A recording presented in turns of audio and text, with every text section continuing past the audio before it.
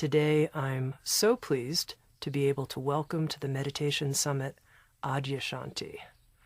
Adyashanti is an American-born spiritual teacher whose teachings are an open invitation to stop, inquire, and recognize what is true and liberating at the core of all existence. His books include Emptiness Dancing, The End of Your World, True Meditation, The Way of Liberation, and Falling into Grace. Adya, welcome to the Meditation Summit. Thanks, Tammy. It's nice to be part of this with you. To begin, Adya, to set the stage for this session, which is on something you call true meditation, I'm wondering if you can talk a little bit about your own experience as a Zen meditator for 14 years. And in your books, you talk about how you discovered that you failed at meditation. And yet here you are as a spiritual teacher, having written a book and created audio teachings on something you call true meditation. So this is a little paradoxical, and I wonder if you can help us understand what you mean by true meditation. Well, I'll do the best I can. Of course, I think one clarification is when I use the word true meditation, I don't mean to imply that any other form of meditation is somehow other than true. It's just sort of the word that I chose at the time. And also the way I think of the word when I even use the word true meditation was, to me, the biggest question around meditation is really, why are we doing it? Because meditation can serve so many different agendas. Some people meditate to relieve stress. Some people meditate because it gives them for health. Could be part of the health of the body, could be part of the health of the mind. Some people do it, as a form as a way to access sort of different transcendent states of consciousness, and on it goes. So there's lots of sort of agendas that meditation can serve, and it can serve different agendas very, very well. But this is one of the reasons why there's so many different types of meditation, so many different styles of meditation. I think often those styles are, number one, they're serving different agendas. They're serving, different desires that people have who meditate. And even deeper or prior to that interest is there really ways that are really expressing a certain, or trying to get you in contact with a certain dimension of one's being, or I guess you could say a certain dimension of consciousness.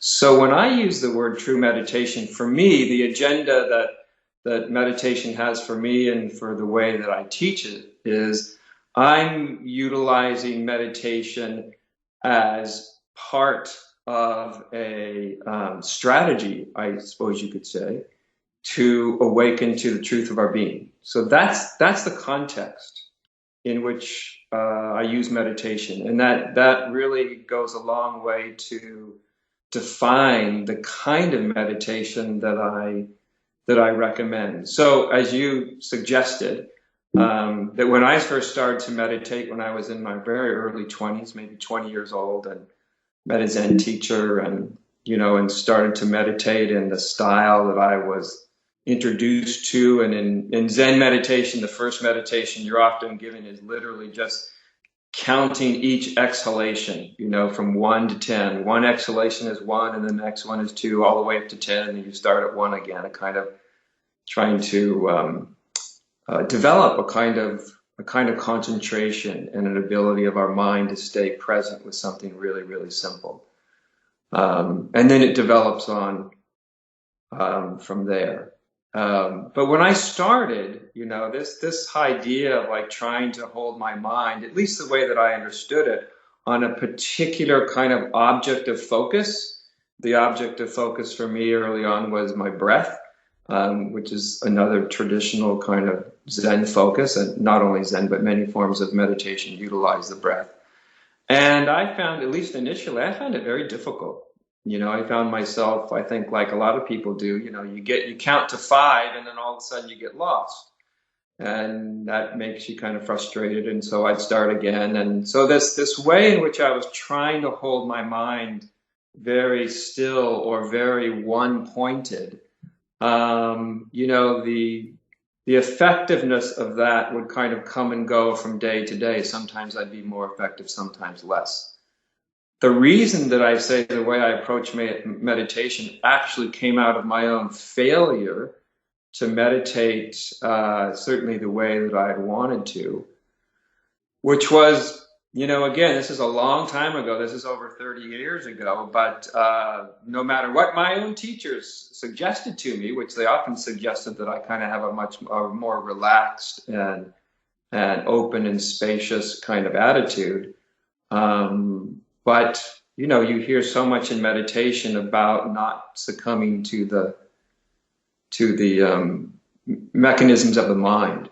And so I was trying to kind of block out the mind. And as anybody who really does that is, you tend to fail at doing so. Even worse than failing at it is getting really good at it, because then that just means you've learned to suppress your mind, which is actually worse than actually being able to fail at suppress your mind. So I kind of failed at being able to suppress my mind. So over time, I just sort of started to follow a kind of my own intuition and started to pay attention of what seemed to be working for me and not working for me.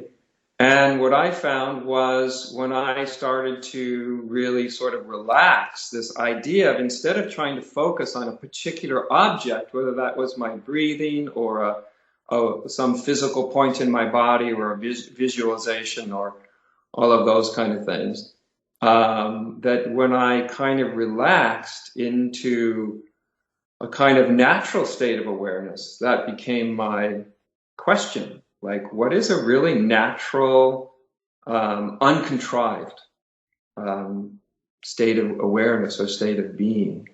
And what I found is the more I kind of relaxed into something that felt really natural to me, even though sometimes I would still get lost in my mind, especially initially, but I found that it actually started to work much, much better for me when I relaxed into a natural state rather than trying to create a state of focus or a state of attentiveness or a state of being present that I was trying to impose upon my experience.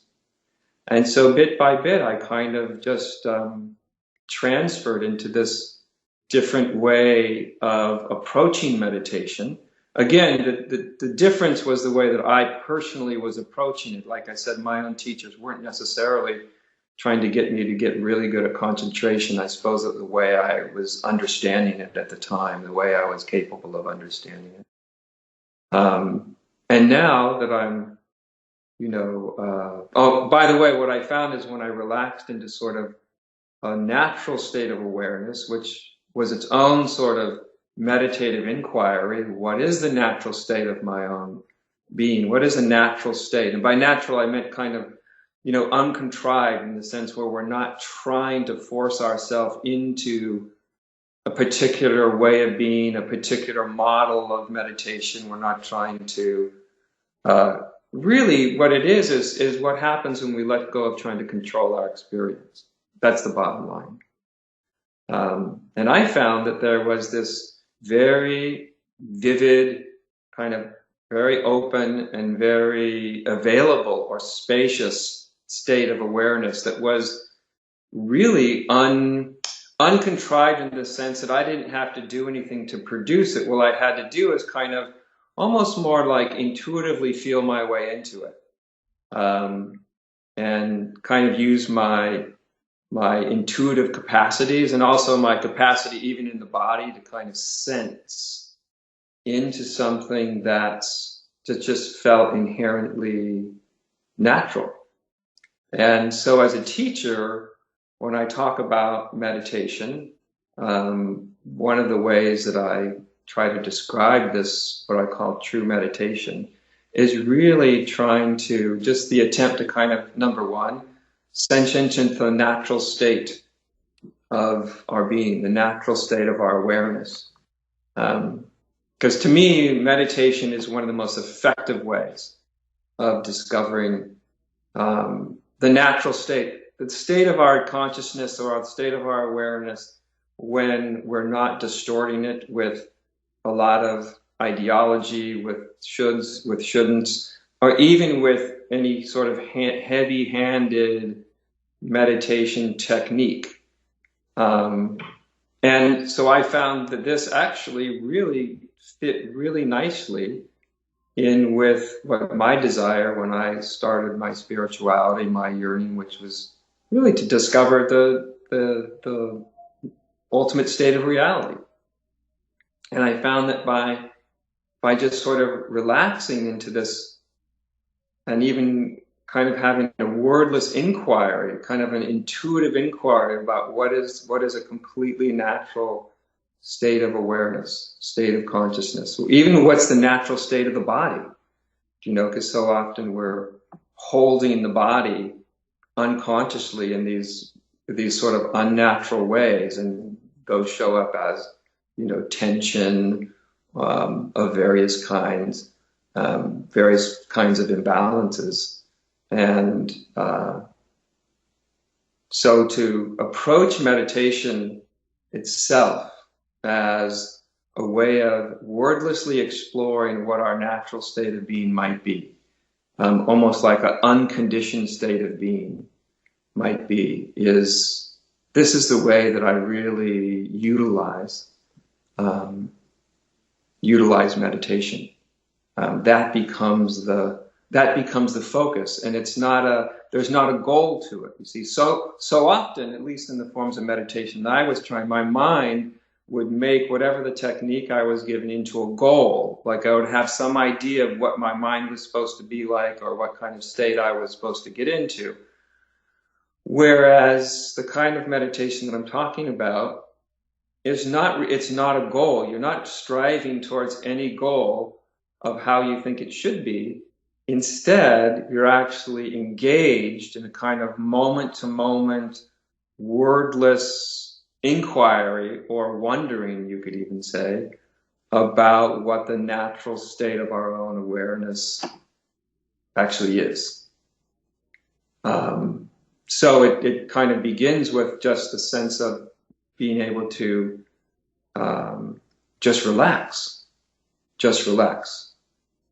Because even just to be able to relax, it's sort of a counter towards the sort of goal-seeking tendency of mind, the mind that's always trying to get somewhere, and it's utilizing and often trying to control various parts of experience in order to get there, whether we're trying to get to enlightenment or awakening or just peace or well-being. I think if we really look at the nature of a lot of the ways that we can meditate, that a lot of those ways involve a kind of control.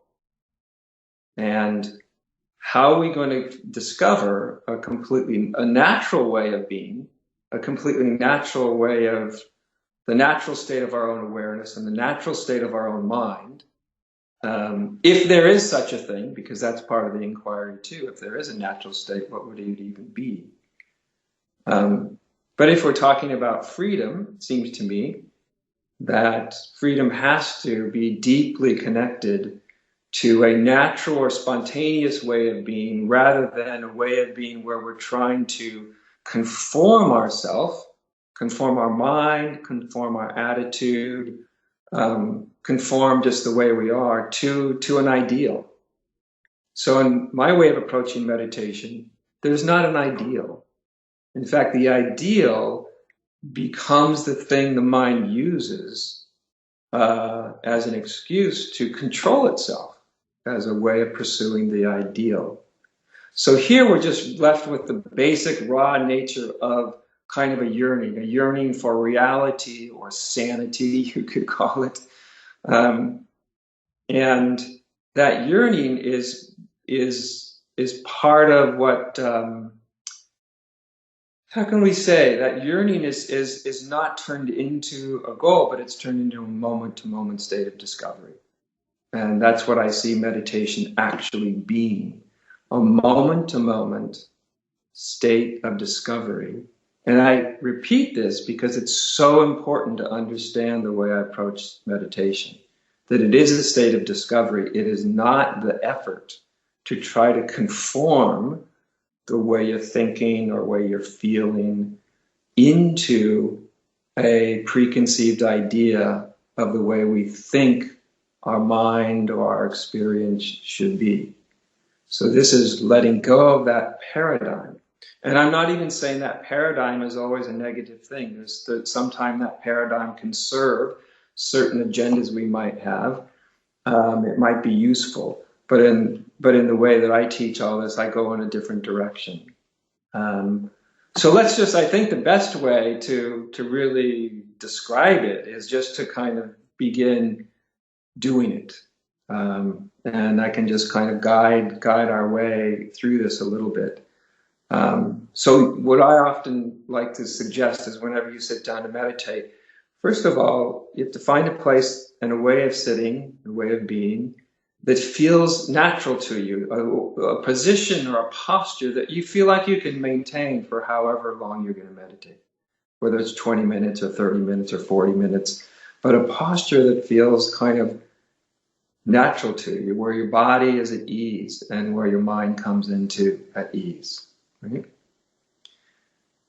And so the whole theme of this is a kind of very alert, aware state of ease. In fact, I often think of meditation as sort of one of the ultimate acts of trust or faith, because what we're experimenting with is what happens when I'm not trying to control my experience. Will I ever achieve what I want to achieve? Will I have awakening? Will I discover the nature of reality? Or will I just find peace and well-being if instead of trying to make myself conform to an idea, if I just actually begin to relax so that you can start to feel into your own experience what a natural way of being is.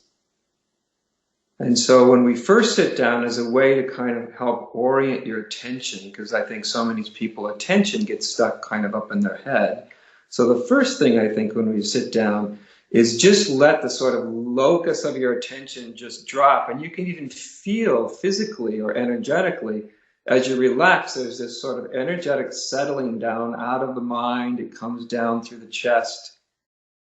And you just sort of let the awareness just come down through your body and kind of settle down into the lower part of your abdomen. Again, the element of breathing that's so important to so many different forms of meditation. Here we're just using the breath as a way to help gather attention, to help reorient it out of the mind.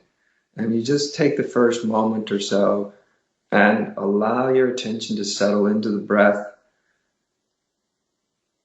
And also just let the breath be in a totally natural way. It's, of course, not unusual when people are new to this or when they first put their attention on their breath, the tendency of the mind to try to cling to the breath might get a little tight.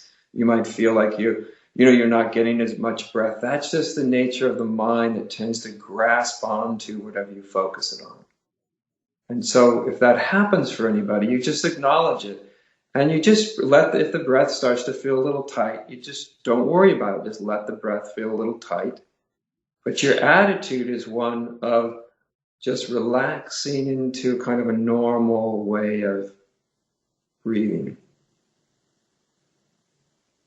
And you're just sort of letting the body find its natural way, letting the breath fall into its natural rhythm, a rhythm that's just where the body's doing it all by itself. You see, it's not a rhythm where you're trying to force the body into any kind of breath. You're just letting the breath come into its own equilibrium. And when you do that, you do feel the breath has a tendency to start to settle down into the abdomen. You know, if you watch infants, especially, if you watch them breathe, their belly moves much more than their chest does. That they just naturally breathe into the belly. It's a really natural thing to do. Once our center of attention has risen, as it tends to be as we develop all this mental ability, literally our sort of center of location in the body tends to come up out of the belly and up into the mind space. And so we're just letting it all settle back down into something that's really natural, almost like breathing like a baby breathes. And just through that act of letting the body breathe naturally, almost like a baby would breathe, you can feel it starts to change the feeling tone of the meditation. In other words, just attending to the breath and letting it come into its natural rhythm has a way of calming the whole body. It calms the brain. It takes us out of the sort of fight or flight mechanism of the old primitive structure of the brain that easily goes into fight or flight. And just by attending to the breath, it takes you into a sort of much more calmed nervous system. And I think it's really important that you just stay with your body, literally your body at the beginning, so that your nervous system can start to really feel this subtle change of state. Because we can recognize things very quickly, but the body takes a little bit longer. So we have to kind of let our bodies kind of catch up and let our bodies have that sense of calm that comes simply through an attention to breath. And then once we get kind of settled, then we're really endeavoring to rest in a kind of natural state of awareness. Now, what's the natural state of awareness? First of all, I think the thing to acknowledge as we're just sitting is there is awareness is functioning. Before we do anything to our awareness, before we try to be more aware, before we try to be more present, before we try to be more at peace or anything, we just notice that awareness is there and it's fully operational. It's taking in all of your sensory perceptions already. So it's already present. Another way I talk about meditation sometimes is the practice of acknowledgement. So we're just acknowledging the presence of awareness.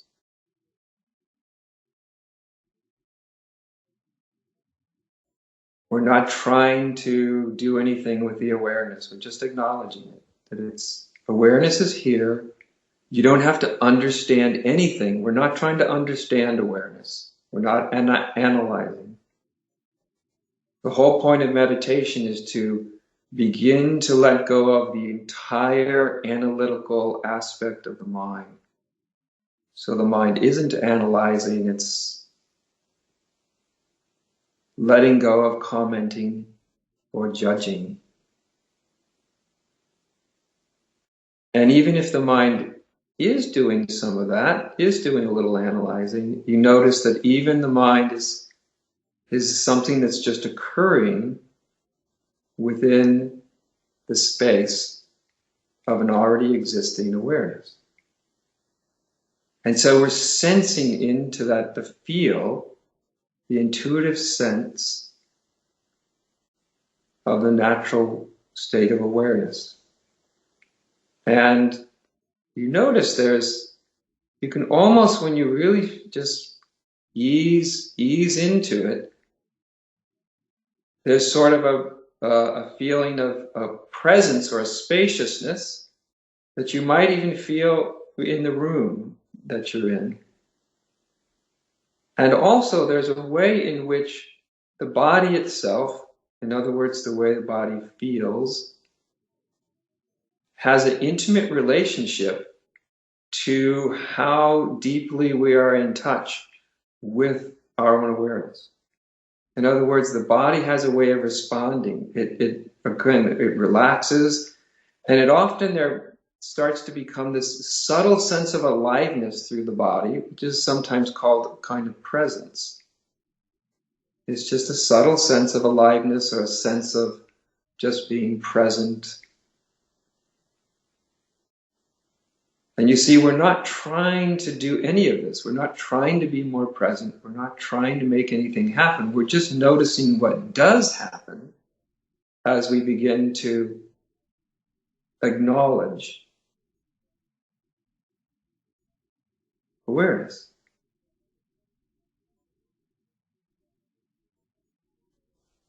And we acknowledge it, of course, with our mind, that we notice it's happening. We acknowledge it with our body. We feel into that natural state of awareness.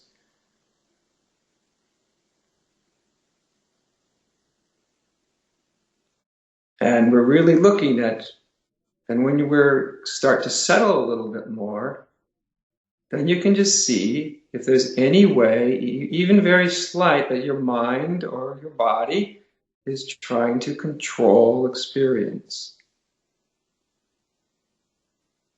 Sometimes your body is going to be controlling experience just because it will have a little tension somewhere.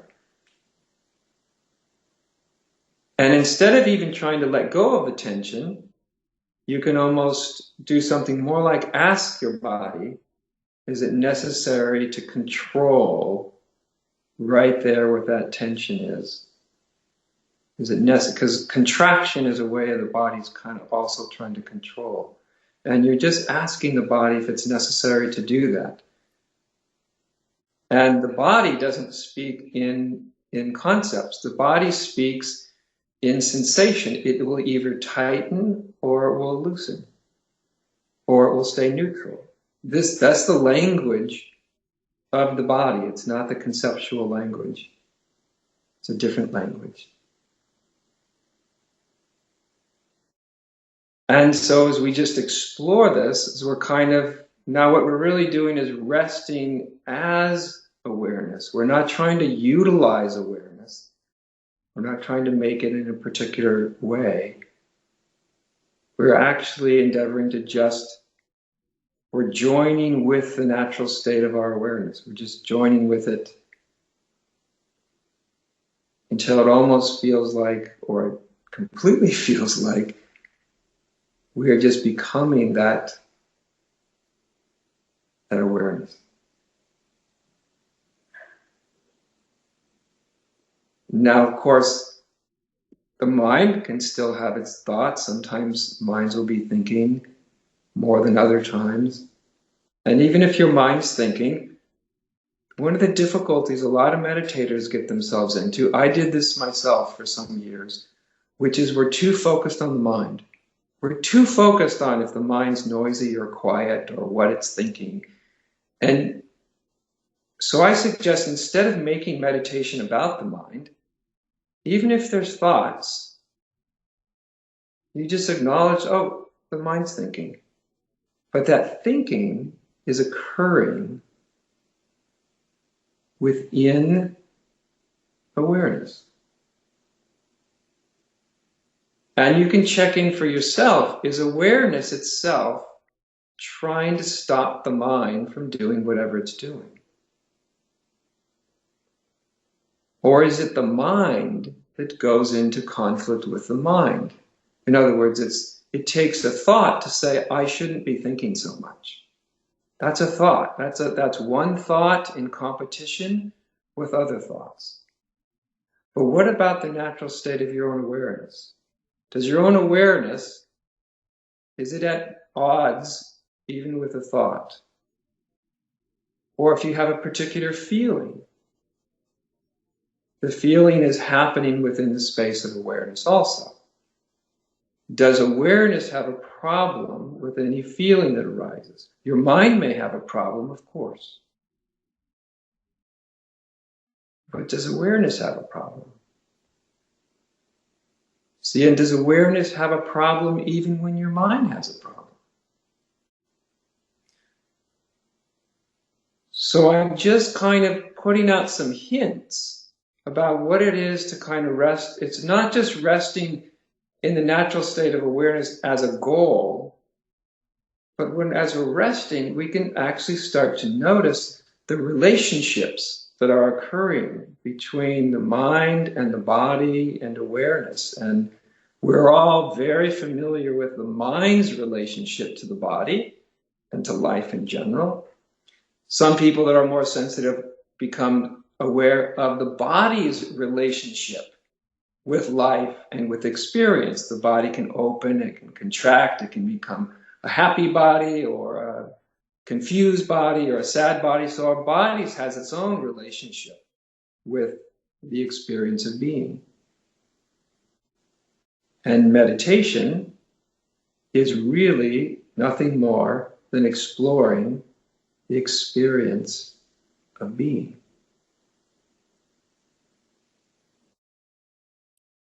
And so really the whole art of it, because I do think meditation is an art.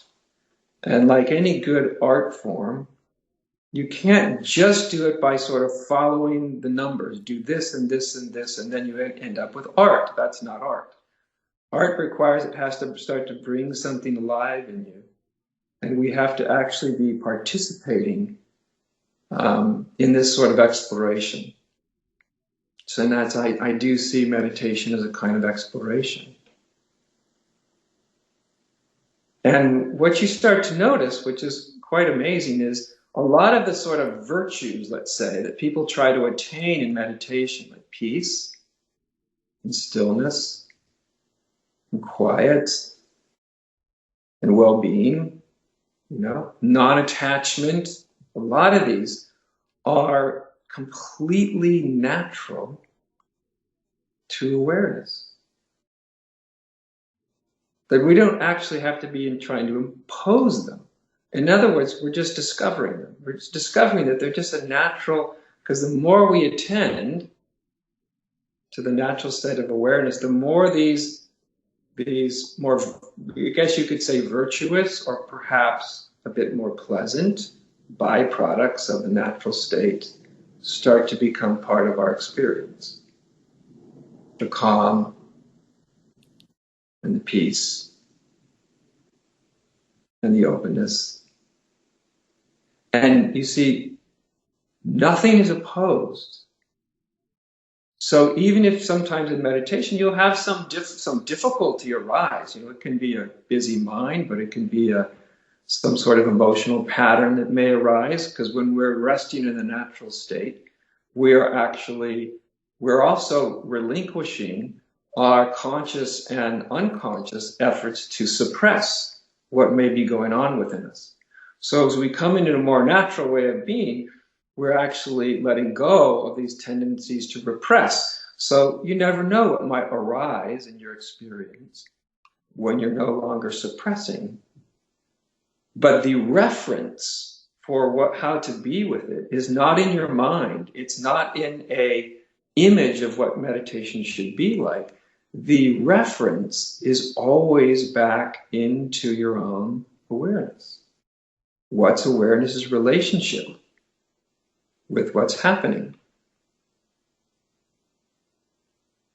And I think the deeper this goes, there's this wonderful paradox that you come into, that awareness's relationship with any moment is at once quite unattached, but it also has a profound intimacy.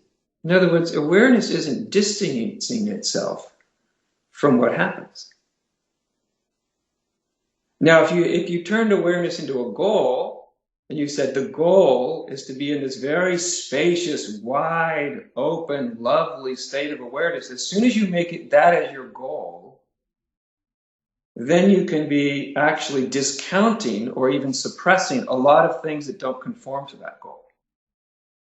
And how are we ever going to find freedom? By using a very unnatural means to get there. So we're looking into the state of freedom that's available from the very outset. And we're seeing how it relates to each and every moment, that it is at once unattached, but it's also deeply and intimately and closely present with what arises.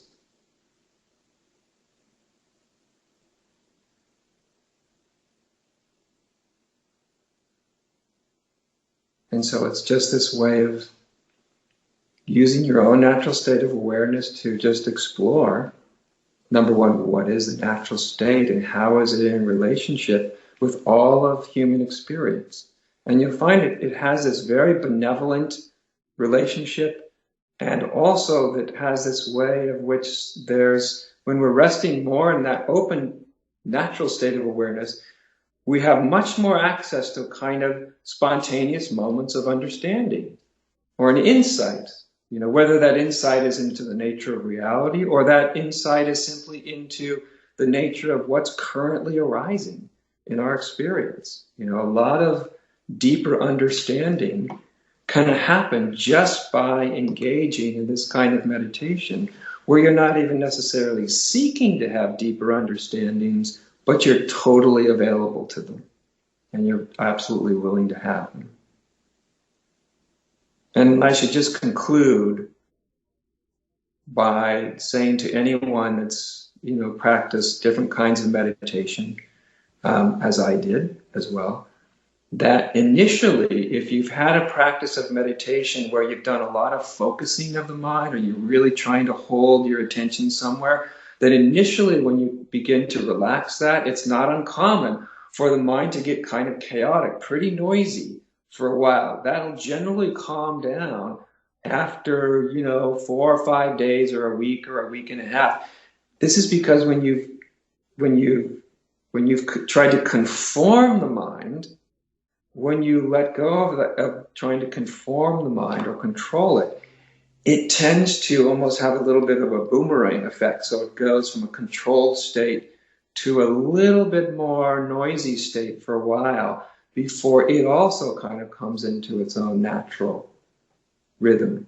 So when people try this kind of meditation, sometimes if they just stick with it for a week or so, they go through that kind of transition where their whole system is getting used to a different way of meditating, and their mind is getting used to a way that's not so, doesn't depend so much on concentration as it does depend on being present in the way that awareness is already sort of naturally present.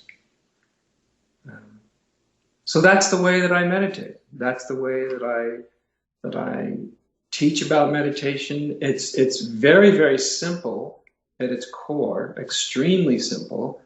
And because it's simple, it's hard for the ego to get in there and do much with it, because the simplicity of it makes it hard for it to become sort of a device of the more egoic impulses and what the ego might want or not want. So just the technique itself, even though it's a relatively light technique, has some of these nice sort of side benefits, that it's harder for your meditation to get hijacked by an agenda of the mind, I guess you could say. So that's kind of my way, my style of meditating. Can I ask you a couple questions, Adya? Please do. Okay. If somebody finds within this intuitive, open, reconnect with awareness approach that they feel kind of lost and spacey and they're not quite sure they're doing it right exactly because the technique is so open, what would you suggest, this lost spacey quality? That's a great question. I'm really glad you brought it up, because it's one of the ways that you know if you're really doing it in the way that I'm really intended. Because if you kind of get lost or kind of have that spacey feeling, because you can kind of relax back into awareness in a sense that can make you feel like you're way back there, kind of way, very detached from everything. And it can also have this sort of spacey, a little bit almost like drugged kind of feeling tone to it.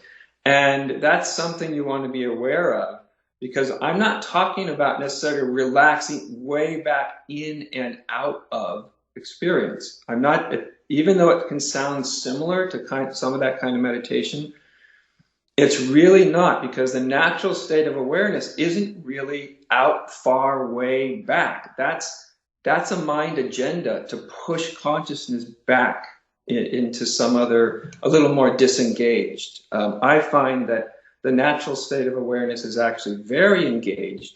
So if you start to feel, someone would start to feel a little bit disconnected or a little bit spacey, number one, they can always come back and attend for a few minutes with the actual physical act of breathing, because that's very much here and it's very much now.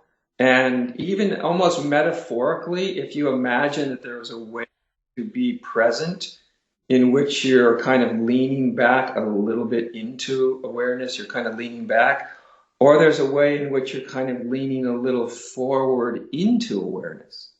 They're just two subtle internal gestures. And if you imagine more the sense that if you're doing anything, you're leaning a little bit into awareness. And when you do, there'll be a vividness that comes back.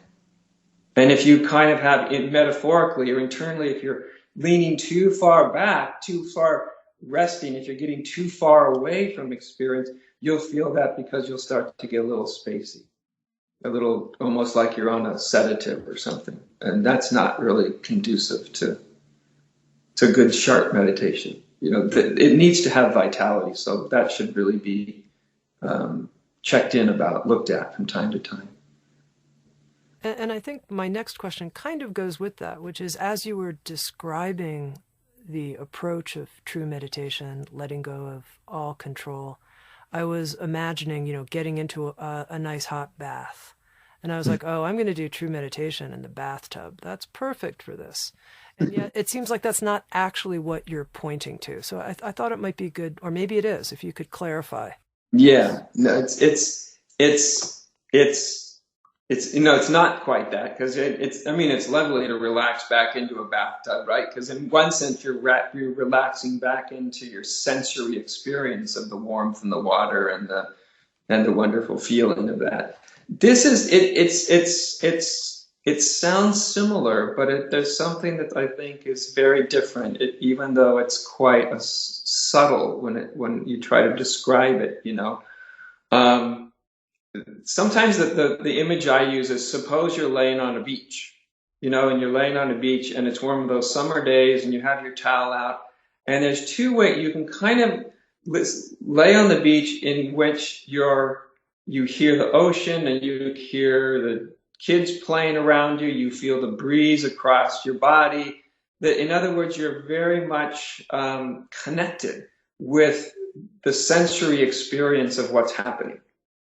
There's another way that you could lay on the beach, where you kind of relax so much that you go into almost a kind of semi-sleep mode, where you're disconnecting from a lot of the sensory. You're not really hearing the waves. You're not really listening to the sound of the children. You're not really feeling the breeze on your body. You're kind of going into more of a half-sleep state. So those are the two different ways, if you could think of it, because I do use sort of laying on a beach or reclining in a nice, grassy field sometimes as a way to help people get a sense of what it is to be able to relax and let go of control, but not go into that sort of dream, that half dream space. You got to be present to, like I said, present to the natural state of awareness, present to the effect that it has on the body, on the mind, that it's actually, like I said, it's actually a moment-to-moment state of discovery. It's not a way of checking out, I guess you could say. That's one of the dangers of it. That's one of the things that you can slip into when we're not controlling that much. We can easily slip into sort of a semi-spaced out state of mind. So it's important to kind of check into that. One final question for you, Adya. You talked about this, and I thought this was very beautiful, that in your experience of true meditation, it's a type of intuitive art form, if you will, that you kind of feel your way in this moment-to-moment discovery.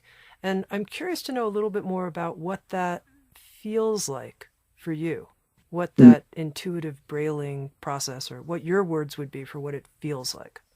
Yeah, well, I love the words you just used, brailing process. Because it is, because when I'm introducing any quality of investigation or inquiry, and certainly into meditation, that the first thing I know I want to be connected with is my senses. Because of course, all this can take us beyond our senses, and sort of the deepest state of reality may be rooted beyond our senses, but our senses are a really, really important part of staying present. So when I'm asking someone to sense into the natural state of awareness, I mean, certainly awareness is beyond any experience we have, because experiences change all the time, from good to bad to something in between, and all of them are happening within awareness. And yet, as soon as we bring a kind of consciousness to awareness, so that all of a sudden now awareness is operating in a conscious way, it has an effect. It feels a certain way. So as I said, the body kind of does start to come into a more relaxed feeling. The body starts to feel more spacious. The feeling of space around the body also becomes more acute.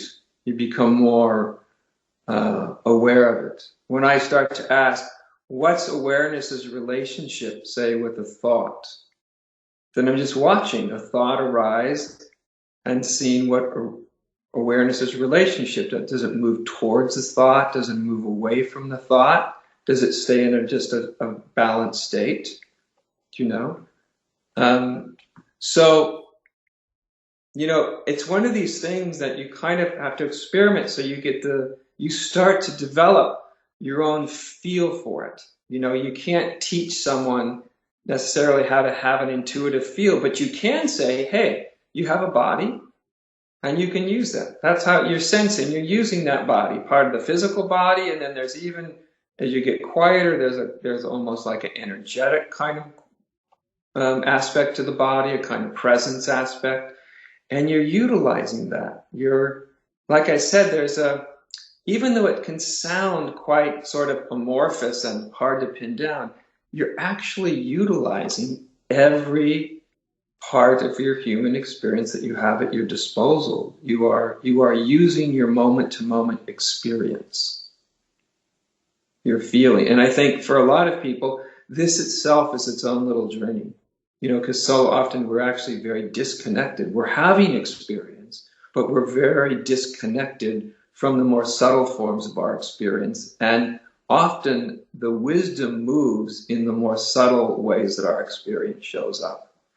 And so that it takes just a while to kind of reconnect. And as I said, just to start to get a feel, because this is what I found. This is what I did too, Tammy. As a meditator, so often we're so busy trying to do it right.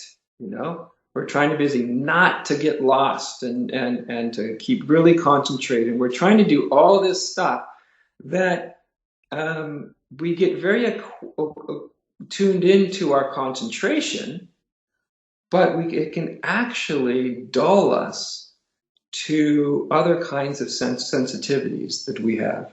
When we kind of relax, there's a way that we can relax into a dullness, or we can relax into a way of being present. And we're reintroduced to our more subtle feeling states, are more subtle, intuitive ways of being. It's sort of one of those things that you learn it by doing it. It's like walking. No one can tell you how to walk when you're 1 year old. They just put you on your feet and say, hey, this is kind of how you give it a try. What I try is when people kind of approach it like that, Initially, they're a little bit concerned because they're like, no, I need the rules. I want exactly what am I doing? Exactly, well, exactly what you're doing is exploring the natural state of awareness. That's what you're doing. But beyond that, I think so often what we get confronted with is how much we distrust ourselves, actually, Tammy. And I think sometimes a lot of the ways that we approach meditation, if we're not careful, can be expressions of our distrust of there even being a natural way of being that's more benevolent and peaceful and kind. That takes a kind of trust to even be able to discover that, to even be able to let yourself feel it in your body and beyond. It does take a kind of trust just to relax a little bit. Okay, I'm almost going to let you go, Adya, but I'm going to sneak in one more way. And I'm really, I think, in all of these questions, kind of driving at the same thing, which is when you talk about true meditation in your book on true meditation, and you even mentioned it here in this session, this idea of the effortless effort. What is that effortless effort? And so I think you've done a fabulous job here, at least for me, of explaining the effortlessness part. And I think when I was trying to ask what's the intuitive navigating way, I'm trying to get at what would you describe the effort as? What's the effort part for you in true meditation? Well, first of all, the effort comes back fundamentally to an attitude. So the effort is to actually be present. And especially initially, that takes a little bit of effort, because to be present, again, the best way to get present is to get out of your mind, not stopping your mind, because you can't actually stop your mind. If you could turn your mind off, then just do it like a light switch. But you just sort of reorient towards something else. So in this sense, we're reorienting towards meditation. That takes a kind of intention. That's an effort. It takes a willingness to be present, to really want to know and experience what's happening. That's an attitude, but that's kind of a way of leaning into. That takes an effort. It can sometimes take an effort if your mind, the mind does have this natural tendency, or it's not so natural, it's actually trained into us to analyze things and to judge things. And it can take some effort to go, wait a minute, no, that's not really what I want to be doing as I'm sitting here. I can't necessarily stop my mind from analyzing or stop my mind from judging, but I can certainly decide where I put my attention.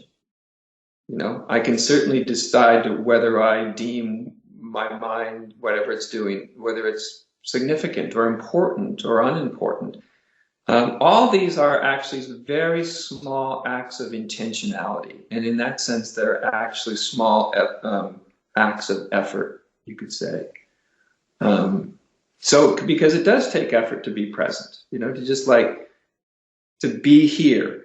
It's like the difference between when you're talking to someone and you realize it's very important for you to be really present. There's a kind of effort you put into being really present, ears wide open, actually listening to what someone's saying rather than what you want to say next. We do have these references of what it is to be present, and the fact that it often takes a little bit of effort to do so. Like I said, if you're just trying to be very present for the act of a conversation, it requires that you bring more, that you literally go, okay, I'm really going to listen here. And that's another way that I think of meditation is the art of listening. And listening deeply takes an effort. You are paying attention. You're not just spacing out. You're literally paying attention to the state of listening. Because listening is just another thing that consciousness or awareness does also. Is it's listening. But that takes a kind of effort, if you want to use that word as well. So again, I absolutely understand what you're driving at, Tammy, because we're dealing with something that's quite subtle, actually, or a paradox to say to make an effortless effort. That's a paradox, and of course, we want to have that paradox explained. But what I would say is, it's not quite as unknown to us as we imagine. Like I said, we all know the difference between really paying attention to a conversation and listening, but not really being that present, or looking out over a scene in nature or something, and we can look at it and not really be there, or we can look at it and really be there and really be looking at it, and the changes of the colors, and that takes a kind of, I would say, more than effort. What it takes is a kind of interest. When you're interested, the proper effort will naturally follow. And to me, meditation in one sense is also the practice of being very, very interested. And so that's how I would translate maybe the word effort into a profound interest, into the nature of our being, and also into the nature of our moment-to-moment unfolding experience. Adya, thanks for bringing true meditation to the Meditation Summit. Thanks for bringing yourself. And, I always love talking to you. Thank you so much.